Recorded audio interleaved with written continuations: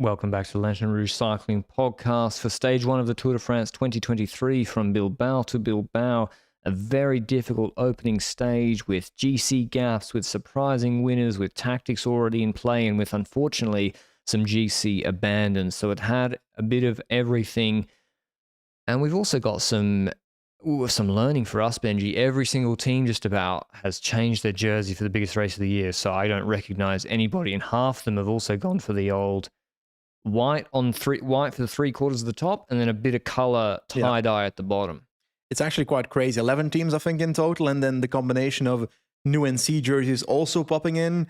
I feel like this is being done too much. The current rule is that teams can change their jersey 3 times per year now instead of 1, and I feel like that's a bit much because don't you feel like if you're a newcomer to the sport, you want to be able to recognize the people that you're looking for?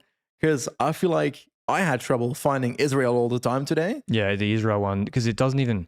Yeah, that one's odd. It's like the Dutch NC jersey, but hey, Astana looked worse in person than it was when I saw it on the internet, but there's so many new jerseys out there. But anyway, we recognized most of them and we're able to watch the stage. And so this stage, 183 kilometers long, we start with 2 kilometer, 5 to 6% climbs where I thought a decent break would form because we have the KOM jersey on offer for the breakaway in theory. There's then some valleys, another collection of 2 longer climbs, 4Ks 5%, 3.5Ks 8%, another valley through Guernica, which is Bilbao's hometown, and then we do a collection of 4.5 climbs. First one, the Zabaletas, easy, the Argentinian right back for Man City, 50 pace on FIFA, and then they gradually get more difficult. Côte de Morga, 3.8Ks 5%, Cat 4, 1 KOM point, Côte de Vivero, 4.3K 7%, Cat 2, which means 5 points at the top, and then the Côte de Piquet after another 5 to 7 kilometer valley, 2.1Ks, 9.4%.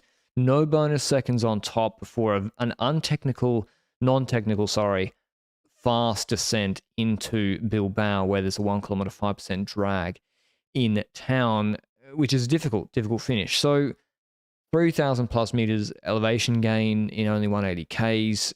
It was, a difficult stage, Benji. Were you surprised, given this is a very unusual opening stage for the Tour, that only 5 teams really cared about getting in the breakaway, with not just for the stage? Okay, maybe the stage, it doesn't matter. Everyone will chase, you won't win the stage. But with KOM on offer, that's still a good carrot for at least 10 of these teams. Yeah, it was super odd because initially we saw like one move, the first move, and that kind of got neutralized by just so many people trying to jump on that move. But the problem is the next move then was only 5 riders and nobody else responded. So I don't know what happened between that first move and the second move for all the other teams to say, I don't want to be in the breakaway anymore, because suddenly they didn't want to be in there. And I think last minute, a rider from Intermarché tried to bridge to the existing breakaway that would eventually form, but the breakaway would be Eenkhoorn, Calmejean, Gregard, Guglielmi, and Ferron. So this is a manageable breakaway. But like you said, there's quite a few teams out there where I'd be like, I kind of expected this team to put a rider up there or this team to put a rider up there. And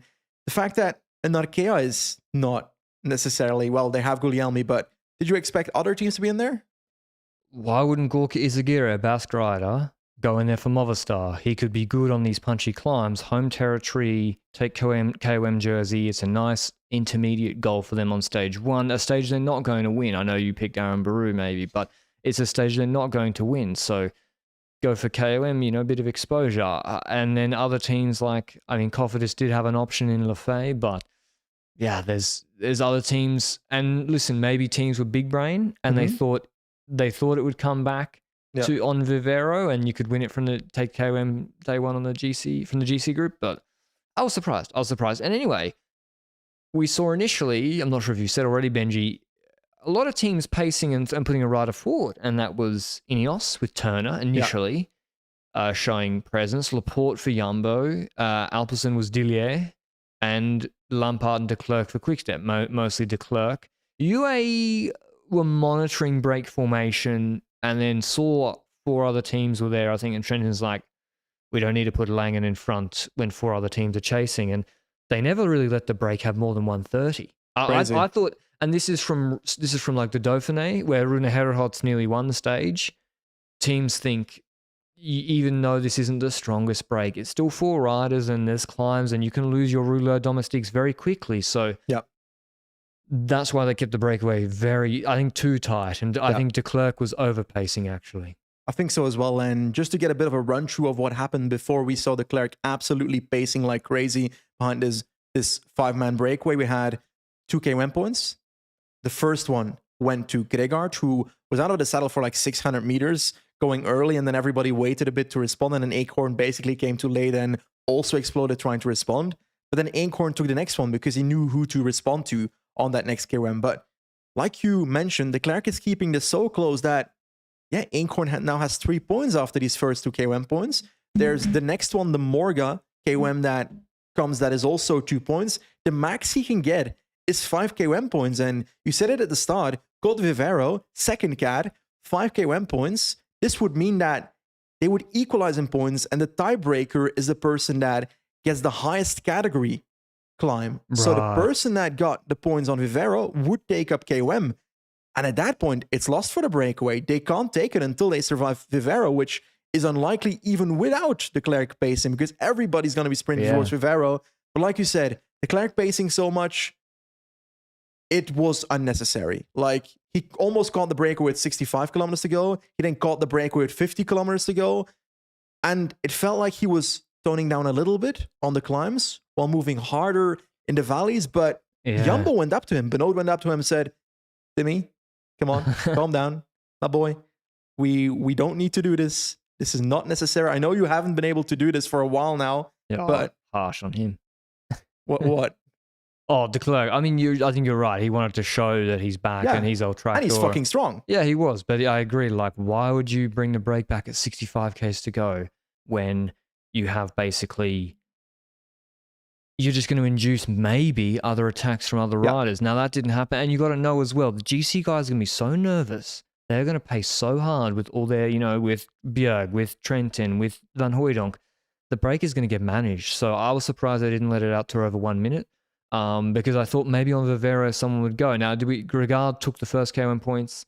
Very impressive. Encorn was leading. So when the break got caught, Encorn was leading on 3 points. But doesn't matter anymore. Yeah, too bad for him. So we've done a few climbs.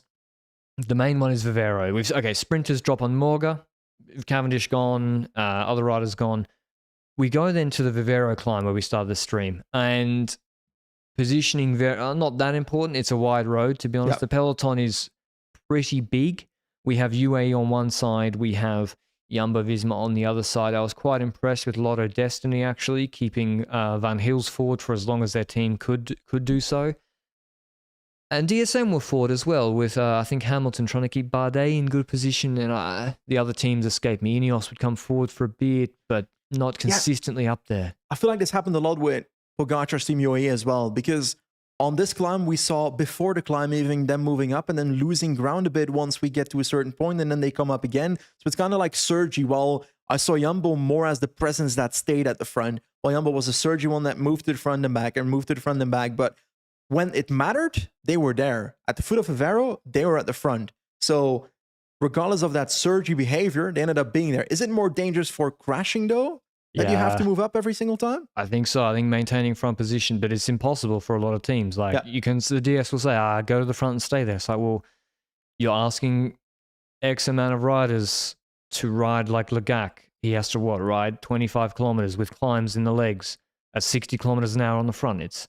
Whilst Jumbo-Visma are swapping off Van Baarle and Van Hooijdonk after Laporte. So it's not possible. So we have that lead out. Vivero, we see the Peregoud. Mikkel Bjerg comes back with the mouth open. It's a 4 kilometer, 7% climb. It's actually a very good climb for him. It's similar to the climb where he destroyed everybody on Orquet d'Anzizon in the Tour last year. And I thought he was going to shred this into a group of 30. And when he was going, and he starts really hard. This is like he also does the same thing on Hafid or Jebel Jai. He starts 30 seconds, super hard. And first of all, this is a tell that Poggy and Yates are going to try on the next climb. We know that for sure. But I was surprised to see him pull off at 2Ks to go. He kind of, because at that point I didn't see Soler, and I thought, well, Großschartner and Mike are you going to use for the next climb? Who's going to do the valley? Soler did come back, so it was fine. But do you think that kind of put Van Aert, Vingegaard were all, and Van Baarle were all in good position. So it was more what I noticed at the back, which was Binny was in trouble. Yep. Benny was in trouble. We saw Bilbao at the back for a second Yeah. as well. I don't know where he finished at the end of the stage because I didn't see him all stage, so I can't tell you. It looked like he had a bad day, but On I didn't 33 expect. seconds. Oh, that's pretty close actually. He might have had a mechanical and had to come back. Potentially, but Binny, I didn't expect that, and I'm slightly worried for tomorrow. Yeah. Because on paper he was around that could get over Heiskebel, but if he has trouble on Vivero, then I'm starting to get worried. And about UAE there for a second, Pierre doing half that climb and then it going back to Van Baarle pacing. I kind of saw similarities with Milano Sanremo, where UAE is trying to make the race hard so that the punchers don't really have a chance on the final climb. And now they kind of do it half, with Björk doing half that climb, which probably still has an effect. But I kind of thought Grosjean would take up that next spot. And considering what happens on the next climb, I'm kind of like confused of what the actual plan was there. But we'll get to that in a second. We get to the top of Vivero. We've got basically Jumbo pacing. Yeah. It's a bit of a flat section on top, and then it Yeah. goes downhill. And in that descent, we see a crash. We don't see the crash itself, but we No. see 3 people on the floor: James Shaw, Richard Carapaz, and Enric Mas. And took a second to Two big recognize GC him. guys. Yeah. And Mas is out. Mas had to abandon. He looked like his right, either elbow, collarbone, or wrist, or whatever, something on his right arm area. He had a bad problem, couldn't get back on the bike. The camera lingered on him for a long time. Carapaz, I thought, would abandon because he initially got up. They got him a bike to ride, and then camera changed. 2 minutes later, it comes back to him, and he's lying on the ground now. And Yeah. he had a problem with his left knee. He gets back on the bike after a long, long time, and is only clipping in with his right foot and is not pedaling with his left leg. Eventually, we did see him pedaling with his left leg, but so that's two big GC guys who are top 10 GC favorites. 2 GC done. Mas out. Carapaz might abandon tonight, but he already lost 15 minutes. And it changes those teams quite a bit, eh? Because if Carapaz had a sliver of hope for GC, which based on Dauphiné looked a bit sketchy, He would have tried for GC as long as possible. he would have fallen back onto stage wins afterwards. If he comes back from this injury, then he would probably go for stage wins. But I feel like it looked really sketchy to put him back on the bike at that moment, in my personal opinion. Now, he finished on 15 minutes, spoilers. So it's not like he pedaled at a really slow pace, so he kind of got back into it. But I wouldn't be shocked if something gets noticed and he still steps out. But let's hope he's okay. We want that. Mas is out, and that changes a lot of things. And Jurgensen has been pacing before that moment for Movistar. So I was kind of confused of what was going to happen now. I was really surprised to see that because, on Vivero, the 4K 7% climb, draft is important. They're going 25 plus kilometers an hour. Jorgensen was in front of Mühlberger, pacing for Movistar. And I thought, is he going to just deliberately lose 10 minutes, do some work for Mas early, and then lose 10 minutes and go on the breakaway on stage 5? Or tomorrow, or probably stage 5. But now, and Jorgensen now ends up losing 2 minutes 30, too close to be letting the break, maybe. He might still be letting the break on stage 5, but he was their other top 10 GC candidate. I don't think he'd be going. He's definitely not going for top 10 GC if they're using him to pace on the second last climb. So they're going to have to change a few things. They brought a complete climbing squad, no sprinter except for Aaron Broe, but he's not going to win the. So they're in. It's tough for Movistar. Anyway, lead out to Côte de Piquet, we see 2 trains dominating. Hindley was in good position a lot, actually, with Bookman, Jungels, and for Bora Hansgrohe. They kept Hindley in good position, but the 2 dominant trains were Soler for UAE and Jumbo-Visma with Van Hooydonk and Van Baarle on the left side of the road. There was a bit of jockeying. Soler came up and tried to close Jumbo to the left, then opened it back up, some words being said. And the entrance to Côte de Piquet isn't that technical, but we see another thing, Benji, is Van Aert's nowhere. So Van der Poel had one teammate, and he moved into okay position just in time for Côte de Piquet. And Van Aert's nowhere, and we see the train of Jumbo basically start pacing full with Van Hooydonk, Van Baarle, and Benoot, and it's like, and Kelderman too wasn't there. Yeah, but I feel like even when it comes to Jonas's positioning wasn't perfect He had there to do it because himself. he had to move up himself to the wheel of the train, and then the train continued onwards while he was moving up. So he's also spending energy there. Wout was in 25th position, so that's in the shadow realm at that point. Yes, there's an option to come back, but you're spending so much energy moving up in the same way that, for example, the year that Van der Poel was in a bad position on the Poggio, for example, you spend so much energy that you can't make your move afterwards, or you lose the ability of trying to follow the group that you want to follow. So maybe if Wout van Aert doesn't have that position, he's able to hold on better on the climb itself, but we'll never know if that's going to be the case. But Jumbo having that pace, it's odd because suddenly Großschartner came out of nowhere. Launched it.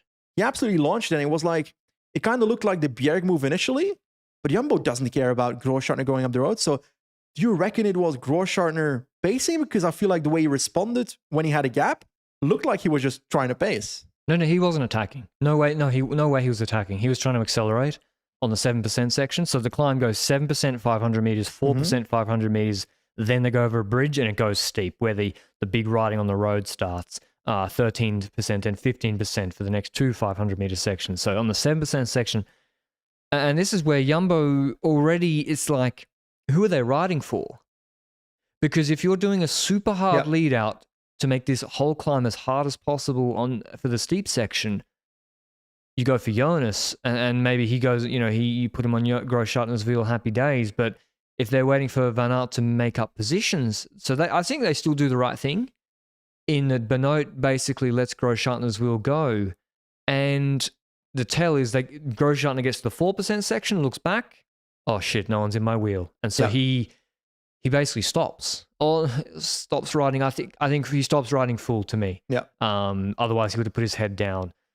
And we sort of see Yates attacking, kind of like how Vingegaard went to Volta's wheel on Croix de la Fer. Yep. Yates comes out of nowhere and does a lead out back to Großschartner's wheel. Poggy's in his wheel. We have then Jonas slotting onto Pogacar's wheel, and Lefebvre, Gaudu, Van Aert has moved up. Kelderman and Kuss are maybe 7th, 8th wheel. We have Pidcock, we can't really see. Schelmoser is also around there, 7th, 8th wheel. Alaphilippe is also 6th, 5th wheel, sort of around just behind Gaudu. And Yates they hit the steep section, Yates launches it. And immediately people are dropping. Alaphilippe drops the wheel, Gaudu drops the wheel, gaps open up. Van Aert's put on a gap. I think he would have been dropped anyway at that point. And we have 4 going clear. And it's, Yates, Poggy, Vingegaard, and the turn up for the books, finally stepping up to the big time and waiting for it for a while, doing it in a big race, not just a French Conti circuit, Victor Lefebvre. This is not just a step up, eh? This is with the 3 best GC riders in this race at the moment. Well, we're one stage in, so we're not that far in. But he's in that group of 4, and that's shocking to me. And then the dynamic kind of starts because, Adam Yates, he's in there. He keeps on pacing for a bit. But there's a moment where Adam Yates goes off the front of that 4-man group, and we see Pogacar doing some kind of acceleration. It wasn't a brutal acceleration. It was just like leveling up the tempo a bit. Not sure if he could do a brutal acceleration at that point. But Jonas was in the wheel. Lafay was still in the wheel. Adam Yates on like a few meters. I would guess that he just did an effort. So he's trying to kind of like manage holding on relatively. And he's able to crawl back to that. But then Lafay is also trying to do the same, trying to probably gain a bigger gap on the people that are behind, because otherwise he can't get anything out of the stage if that group comes back. And this does stay like this scenario for quite a bit until we get to the top. And at that point, people are coming back from behind because Wout van Aert is getting passed by Schelmoser, is the first one to bridge over. Then Simon Yates starts bridging over. I swear there's 1 or 2 riders that still bridge over to the front as well. But then we get no view for a bit. Oh, Van der Poel and Alaphilippe are they're in group 3, which is very far. Shadow Realm. 40 seconds. So we were right about Van der Poel. Tim de Klerk pacing the entire stage for Alaphilippe. That dropped so early on this climb. Yeah. I'd have a second to think about that. Do they have a rider on the Quickstep roster that'd be good on this stage? Remco Evenepoel, maybe? Has he been good in the Basque Country before? Well, I'll get to you about Jumbo in the same sort of shape when we get to the top here, because it turns back to the front of the race, and suddenly we've got a move. We've got Adam Yates over the top, over the crest, seemingly have attacked together with Simon Yates. We don't know who initiated it. The Adam Yates was at the front, so I would guess Adam Yates would do it. It's logical, because if he comes back to the group and Pogacar is the one being visualized by Jonas, he might as well try and do the 1-2 move right now. The group's too big. So if it's a group of 6 with Jonas, Lefebvre, and a couple of GC guys, you make Adam pace. Yeah. But it's gone to a group of 10 with Kelderman, with Kuss, with Van Aert. And so Van Aert was back. Yet? They were back. They were pretty much back, yeah. Then why are they not responding over the crest? They were at the back of the group. Yeah. What happens if Roglic is in that group? Probably crashes. Nah, I mean, it's a good point. Yeah, but Roglic would go with with the Yates brothers, and then Adam won't work. Maybe he will. I don't know. But then the move is neutralized. Yeah. So that's the thing. People were maybe dubious of Yates' 2-liter strategy with Poggy, but we saw this is it in action today, and it worked out perfectly because those two go clear. They don't even need to speak to each other. Those two are pulling full, and you think, oh, the group is so big behind, but the Yates brothers, first of all, are quite aerodynamic. We saw on Paris-Nice Stage 8 last year, Simon Yates, Van Aert couldn't bring him back on the long descent into Nice. And you've got the two of them, and they're working well together. Both to gain time, maybe the stage. Poggy's not going to help, and so you have Kelderman and Koos chasing. Well, are Kelderman and Koos faster than the Yates brothers? Especially when they have the moto. The Yates brothers have the moto on the descent, and the GC group doesn't have the moto. Not really, and so no other rider has another teammate in that group, except for Thibaut Pinot and Gaudu. So obviously they won't chase. And like. In the Dauphiné, we saw at this moment that Jonas Vingegaard would go to the front and start pacing for a while. But in the Tour, you don't do that. I think Sports even started speculating that Vingegaard should do it to like do a favor for Jonas for Van Aert because of all the work he's going to do for Jonas. But I feel like that's a very shit take. I mean, Wout should probably pull for Jonas GC. Well, if he does that, Pogacar might take more bonus seconds. Yeah, but I'm obviously more scared of Yates than everybody in the world, so I don't want to give Yates a second. Adam Yates. Anyway, the two Yates go clear. The gap expands. It was 5 seconds at the start of the fast part of the descent. It goes to 12 and to 15. In fact, Kelderman and Koos make no inroads, and then on the uphill drag, we see them swapping turns.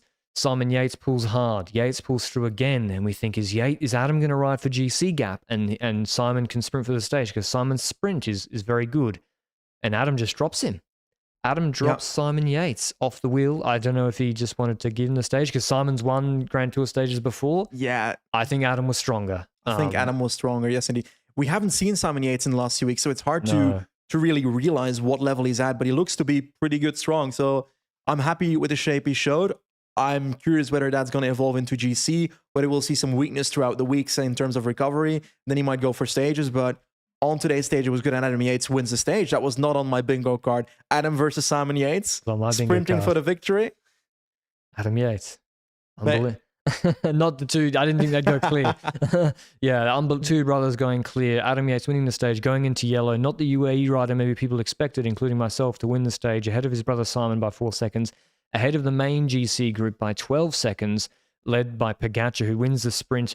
Van Aert was boxed in a little bit, but to me, he didn't have much snap either. So I think Poggy's winning that sprint anyway. Yeah. Pinot in 4th, so he's in good shape. Woods 5th, Lafay 6th. Lafay probably deserved more from the stage. Hindley 7th, Schelmos 8th, Vingegaard 9th, Gaudu 10th, Van Aert 11th on the stage. Rodriguez, Landa, Kelderman made it. Koos dropped a little bit of time. The next group, Corbin Strong led that in, so... strong ride. Yeah, strong ride. The Pidcock was put on 33 seconds, so not for him, but the GC guys losing time were... Martinez. Danny Martinez lost 3 minutes, so he's done. Bardet lost 33 seconds. I'm sorry, Luke. 20 seconds to the main GC group. Menkes lost 20 seconds. Bernal lost 20 seconds. Haig, O'Connor, Ciccone, Goal all lost 20 seconds to the main GC group. When it comes to Carapaz losing 15 minutes, but Uran also loses 5 minutes and a half. So really, their entire GC is gone in this one stage. Chavito and Chavez lost 5 minutes. So EF GC is finished. But it's also freeing them because that team is really strong for breakaways regardless. Yeah. I love seeing Uran go for stages the way he did. Well to last year. Yeah. Beautiful to see. And there's plenty of other riders in their team that can do so as well. So if we take a look at how the stage is won, how the stage was delivered here, we've got UAE camp, Adam Yates taking 22 seconds in GC, if I recall correctly. 22 on Jonas. And Pogacar takes 4 seconds because of the bonus seconds in the sprint. I would say that's a 1-0 on paper for UAE because they're actually taking time on Jonas. For sure. But I would also say that Jonas did what I expected to do on this stage. I didn't expect more than this for Jonas. This is what I would expect. Him losing time 4 seconds to Pogacar is what I expected. I didn't necessarily expect Adam Yates taking 22 seconds next to that. But when it comes to UAE, despite them being 1-0 ahead, yes, Adam Yates looks fucking strong. Let's be honest about it. You were right about that, but let's see about his recovery over 3 weeks. Stage 1, yeah. I'm going to remain very skeptical for now, but I'm happy to see it because there is a fight on our hands at the moment. But Pogacar, I'm super happy that he was at the level he was, because this does show that he doesn't get dropped on this climb, which was a thing many people were speculating, and I was hoping wouldn't happen, He will because never get dropped on this climb. In December, November, January, never, ever. in this stage, he must 100% beat Vingegaard on the road and not drop and win the sprint against him. 100%, every single time of the week. But on the climb itself, it's not like he had something left to really accelerate greatly and drop Lafay and so forth. So he didn't have much snap, did he? I would say he did. I don't think he accelerated off Yates' pace. Agreed, and it's hard to say whether that was a moment where Jonas couldn't do that either. We don't know. But that's the question, right? If Wout van Aert doesn't exist, how does Jonas ride this stage? Does he attack over the top of Lafay if he can? I think, and with Wout behind, you can't. I'm going to go even more out of the box. If Wout is not in this race, Roglic is. And then he's in the wheel of Adam Yates when he attacks. Yeah. So, I mean, listen, Wout van Aert was very valuable in the Tour last year, but often, you know, it's swings and roundabouts. Sometimes there's moments where Vingegaard is riding in a slightly different way, and it's also strategically helpful. Yep. Like, the flip of that is Lafay and Pogacar have to work, and he sits in the wheel and gets a free ride to the finish because he's got Van Aert, the car of Van Aert behind. So it's not, I'm not saying it's wrong that he doesn't attack. It's also how much time can he gain either. Is this a better scenario? It depends on how scared you are of Adam Yates, of course, but... Yeah, would you rather lose 10 to Poggi or 4 to Poggi? Exactly. In that sense, this is an okay scenario for Jonas, that he doesn't lose 10 seconds. If it was a group of 5 sprinting, there's a chance that he's fourth and that he loses 10 seconds to Poggi, bonus seconds, wins the stage, takes yellow, and so forth. But with Adam Yates ahead, it's like, yes, you didn't lose 10 seconds to Poggi, but Adam Yates ran off with 22 seconds, and you can be a little bit scared of Yates. No, I think you have to be properly... Like, he already took 22 seconds on this stage. And listen, the Tour isn't won on stage 1, and this isn't the stage Vingegaard would have been trying to win the Tour either. Yeah. You can't win the Tour on this stage, but you can lose it like Mas and Carapaz. It's gone. It's all over already, the podium, or whatever result. So, but why can't UAE do this after the top of Marie Blanc again? We have a downhill run to Lorraine. Yep. They could have 2 in a group of 5 with only Jonas isolated. Why can't he attack again? It's difficult. It's more then difficult on Marie yellow. Blanc. On this climb, the bonus seconds were not given on Piquet. They took that away, the bonus seconds on top of Piquet. On Marie Blanc, there is bonus seconds on top, which means that Pogacar and Vingegaard will be sprinting for that. Adam Yates would have to follow their wheel and then attack from their wheel after that sprint. But then you already need to be in their wheel, have spent energy being in their wheel. I think it's harder to do it on the crest of Marie Blanc. Yeah, but then, you know, we saw on Marie Blanc in 2020, Roglic and Pogacar stopped pretty much and then worked with the group afterwards. And just to go to the interview of Yates, it was kind of curious. He contradicted himself somewhat. And so Gianetti came out 2 days after our preview saying, yeah, Yates is co-leader because he was in good shape in the Dauphiné. And honestly, Poggi's wrist hasn't completely healed. So we have no other choice. And then Yates gave all these interviews before the stage, Poggi's the big boss. Yeah. And then on the climb, that did seem to be the case, because if he was true co-leader, then Poggi lets his wheel go because it was so narrow. Yeah. It was so narrow where the fans were on Piquet. You let his wheel go, Jonas can't move up, and he goes clear. So then it looked like they were 100% Yates is right. Poggi's the big boss. But then he attacks, gets this time, wins the stage, yellow, and then in the interview afterwards, he says, yeah, Pogacar's still the boss. And then he says, send this afterwards, and yeah, no one was believing this week in the 2-leader strategy. Mate. And I was like, you just said the sentence before that it's a myth. Mate, you've been shouting about it for 7 months to me. And then I was like, well, no. And so the reality is, I'll say it again, they are going to keep Yates in GC for as long as possible to put Jumbo-Visma under pressure for as long as possible, because it makes no sense to burn his GC, and look at the result today. Exactly. Now, whether that lasts into Courchevel, that's a completely separate question. I'm obviously quite confident in it, but it's a great strategic card to play. Yeah. Did someone like McNulty? Yeah, but maybe McNulty actually could have done something like this. I don't know. I am not necessarily... I don't know. Today we saw the 1-2 action. We saw the Pogacar being in the group, Vingegaard not responding to Adam Yates, who goes up the road, Simon joining him, and so forth. I feel like it's harder to do that on a proper climb. I feel like it being over the crests is a perfect spot to do it. Yeah. If it's on a climb itself, Jonas can probably just follow because Adam Yates' attacks are not like accelerative. Yeah, but he's still having to do something. Yeah. And now he's no longer in Pogacar's wheel. Pogacar's in his wheel. Yeah. It still makes a difference. But anyway, yeah, Yates into yellow jersey. Points jersey, his brother Simon Yates goes into it, or not into it. He's not leading the competition, but he'll wear it tomorrow. Paulus is leading the KOM classification on 5 points. EF 2 years in a row now.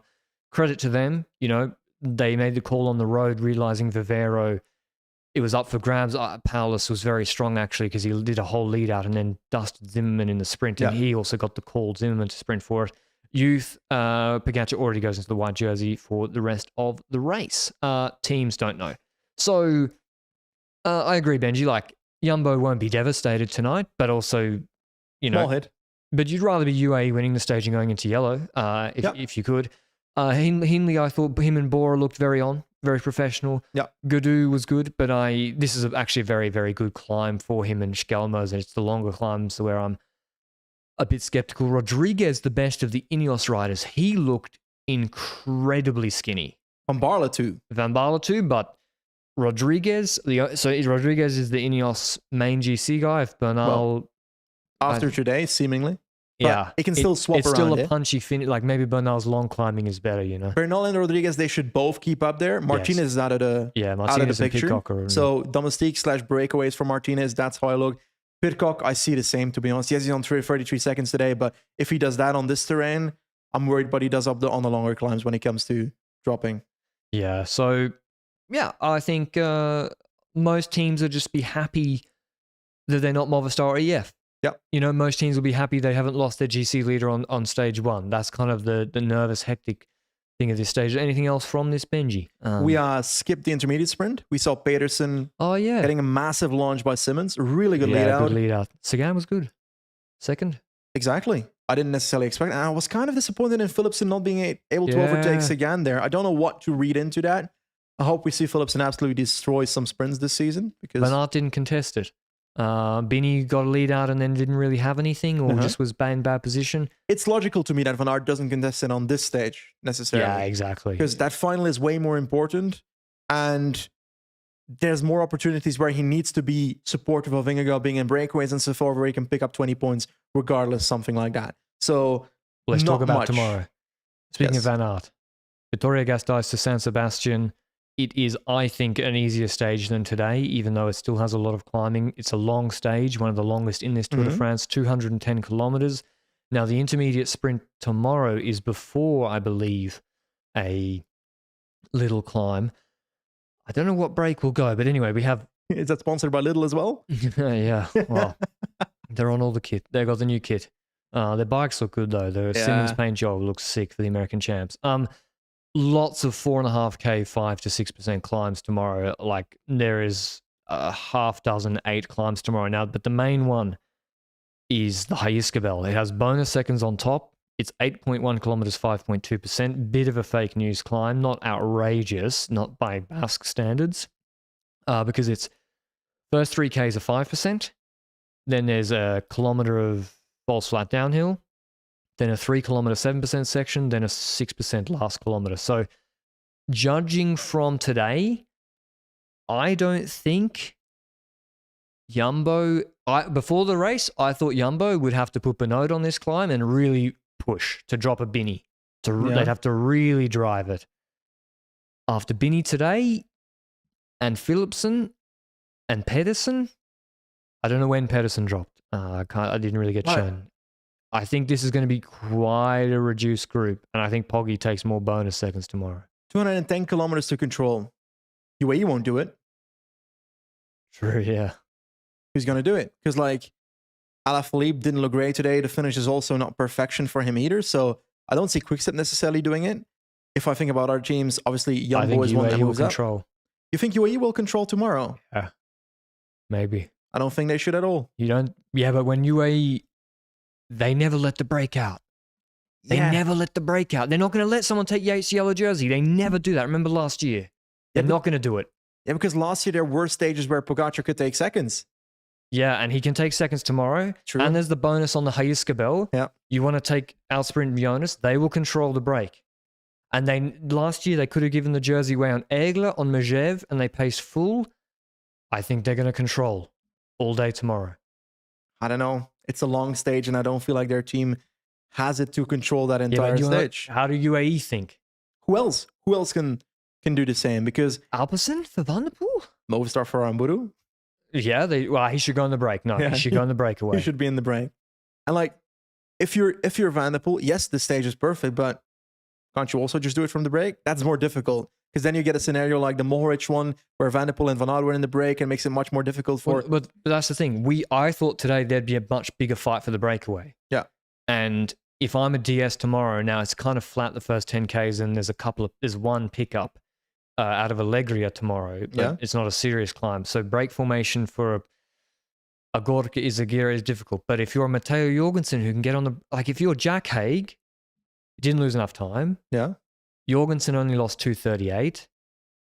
UAE are not going to give you both the stage and yellow. They're not going to do it. So the riders who I would see, like Mohoric, I don't know how much time he lost today. If I look at Bahrain, he lost 3:37, but it's not 10 minutes. Do they control for Fred Wright though?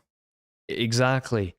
Fred Wright, or even Mohoric is not bad in a group. So I think it's GC again, because people will be too aggressive, and I don't think enough will go on the break. GC is a big word. I think it's going to be the peloton sprinting for it, not necessarily. Yeah. No. Yes, gaps. Pogacar can take 4 seconds in the sprint. I think winning is more difficult. And on 8 terrain. on High-Iskabel. 8 seconds is not nothing. I think that's valuable. He can go 8 plus 4 plus 4, quick maths. He can go 16 seconds ahead of Jonas by stage 2. I don't think he'll take 8 seconds on Vingegaard on that climb though. Because Jonas will probably get second or third, unless there's a random person getting. Why wouldn't go do a sprint? Paulus for KOM points. Why wouldn't Paulus sprint for KOM? We forgot to mention that, by the way. No, we mentioned it. Oh, okay. Never mind. Love Zimmerman and Paulus doing that. So it's a tricky stage, and Jumbo-Visma will be thinking, well, it's also a stage win on offer for Van Aert. Now, he won in Lausanne last year on a similar-ish finish. I don't think he should have any trouble making it over that climb. Should UAE pace the High-Iskabel very, very hard? Probably, to make sure that Poggi can sprint for the bonies and it's a small group for the finish. Who are you going for I think Binny gets dropped, Benji. He was I didn't like Binny today. Yeah. And Philipsen and Pedersen, I don't see it either. Who you got? I don't see it either. We have for this finish, yes. Pidcock should still be in the group, but I'm a bit worried there. Wout van Aert is one of the favorites for this race. Do you think his legs will be less gassed after a climb like this in the Côte de Piquet? It should be. 100% I think so. And it's further from the finish. It's Wout van Aert versus a Pogacar versus Aramburu. I'm not joking about this, by the way. He got 16th today, so actually not terrible. No, he'll get over it, no problem. Alaphilippe will probably be sprinting as well. So we're looking at those riders. Van Gils. I'm going to go with Maxim Van Gils. That's a good shout. Well, in Catalunya, in very similar stages, he came third behind. Winning is difficult. Podium possible. I'm going to go with, I'm just going to see where he finished before I say it. Oh, no. Bilbao? No, I was going to go with Coquard. But I don't know where he is. What's up with Bilbao? Because when it comes to Bilbao on these kind of finishes, we saw in Basque Country, was it 2 years ago, where he was winning in 10-man group sprints? He's better for this finish than today. He's good on a flat finish. Van der Poel's going to win the stage, isn't he? True. Why are we not talking about Van der Poel? Okay. I'm switching to Van der Poel. It's over. Bye. Yeah, it's better for him. It's better for him because he will make it. I agree with you. I agree with the Van der Poel pick. I think Van Aert will come second and Poggi third. Or maybe even Poggi second, honestly. And Van Aert third. Or Alaphilippe, I think, should be good for this too. And it's like with the other sprinters you're looking at, Mesgets has climbed good in the past, but on this level, on the World Tour step, I find it hard to believe that he's going to be there. When they put Groh, Schartner and Soler on High-Iskabel on 7% for 10 minutes, it's all over. Even Pedersen's gone. All those riders are going to be gone. Fred Wright, 11 minutes today, but maybe he can follow the group and hold on and do it. It's not impossible. Is Magnus Cort here? Magnus Cort is here. I mean, a peak Magnus Cort and Bettiol would even be around there, but Cort lost 15 minutes today, but no need for him to go any faster. Maybe he's in the break tomorrow. You know what sort of stage this is, Benji, and he's not here. Michael Matthews. It's Michael Matthews sort of stage. It actually is, dude. He would have won it. No, it's not uphill finish. If it was a 4% uphill, he would have won it. Anyway, we both like Van der Poel for tomorrow. Even if he wins the stage, he will not take the yellow jersey. So Adam Yates, if the GC group wins, will keep yellow probably for until at least stage 5, unless UAE give it away tomorrow, which I really don't see. So hope you enjoyed the podcast. We'll be back. We're doing a stream tomorrow? I'm down. Okay, we'll do a stream tomorrow. Make sure you check out the LRCP Twitter account. That notifies you when the stream is on. Thanks to you all for listening and your support in particular on the preview. That's unbelievable. And the donations, we really appreciate the support. And so the Vuelta's on. We'll be in person together at the Vuelta's Vuelta. on? Yeah. Oh. You'll be coming here for the Vuelta. Okay. Yeah. I'll write it down in my... FYI, you'll be coming there. We'll be going to Barcelona even for the first 2 stages. And then back to here for the Andorran 3rd stage. So thanks all for your support through the donating to the Ko-Fi link down below. And we'll see you with stage 2 recap tomorrow. Ciao.